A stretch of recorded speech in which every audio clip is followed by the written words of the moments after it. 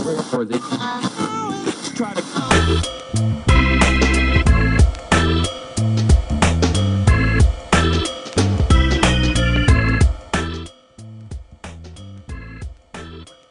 Welcome to the segment of Pittsburgh Business Virgin. I'm your host, Brad Hilbert, president of Three Rivers Wealth Management Group. And as usual, here are my... here I am. Here he is, my co-host, Nick Cortazzo. And we're really, really excited and happy to have in our studio today the one and only Dave Jones. Dave Jones is the owner and president of Allegra Pittsburgh. And Dave, thanks for coming down today. Thanks for having me. Appreciate it. Dave, to get this segment started off, give us some background about how you started your company and how you got to where you are today. Okay.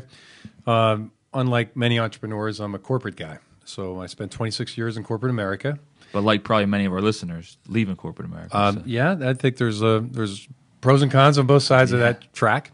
But for 26 years, I worked with three companies, both on the private sector and in the public sector, for-profit, non-for-profit. And about 2.5 years ago, decided to get off the road, a lot of traveling, international traveling, decided to start my own business. So I looked at a lot of options, and what appealed to me was the things that I knew that we were good at, and that was building relationships, long-term, repeat customers. What I did not want to get into was in a transactional business, a business that would be retail in nature or direct-to-consumer. Wanted to be business-to-business because that was my background. Sounds good. Now, how'd you choose Allegra Pittsburgh? Because so that the folks know, Allegra Pittsburgh, actually, when you got involved, was primarily a printing company, correct? Yes. I looked at a lot of businesses, and as I said, I was interested in business-to-business and relationship-driven business. The company at that time was called Pentagon Printing. It was a mid-sized commercial printer in Pittsburgh, been around since 1967, so long-established relationships and good at what they did. Yeah. The market segment at that time and continues to this day has been a flat to declining business and with too many printers. So the obvious question is, what, Nick? Why get into it? Yeah. The reason was the same reasons that would keep most people away attracted me. And that was there was going to be a sort of a shift from more to less. And to not get caught up in that shift, I viewed that as an opportunity for growth via acquisition. There were a lot of printing businesses out there that were either undercapitalized, had never kept current with technology and equipment, and really needed some options in exiting their business. So I used that as a positive to get into the business, and that it wasn't just relying on organic growth, that there would be opportunities out there to grow via acquisition. And that was a lot of my background in the corporate side, mergers and acquisitions. And just, I'm sorry, Nick, and just so everybody knows, you actually you took over one business and you actually acquired a second one this past year, correct? Correct, yes. The initial acquisition was in August of 2008, and about...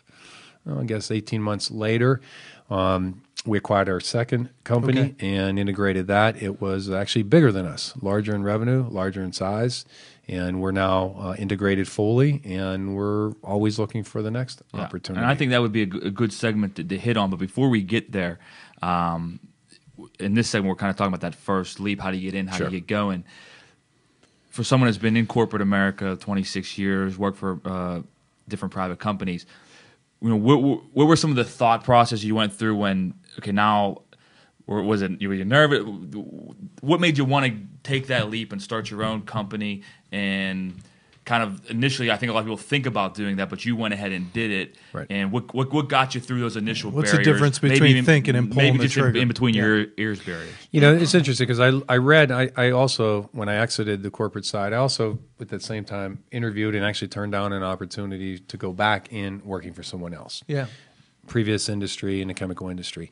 And I read actually a few books on owning your own business, and I wanted to go in eyes wide open. And the things that were a little bit scary were, a lot of businesses do not succeed. I really focused in on why they don't succeed. and what are some of the major reasons so I wouldn't repeat those same mistakes. And I felt comfortable enough that getting out on my own, I could transfer some of the benefits, some of the skills, some of the traits that I had into a new business that I didn't really need to know an industry, that I felt a lot of those knowledge skills were transferable. Sure. But you never really know until you do it. So the challenge then becomes, once you jump in, where you're going to jump into. I looked at a lot of industries, and I looked at a lot of businesses, and I actually bought an independent and later converted it to Allegra Pittsburgh for a lot of reasons, which we can talk about later, but basically chose to get into that particular industry because I could control it. Yeah. I felt really confident in our ability to manage relationships because that was our background, that we did what we did. Hold your thoughts there, because when we come back, we want to talk about some of that advice you would give. So you were talking about reading the books and Sure. and making the decisions around why printing and what have you.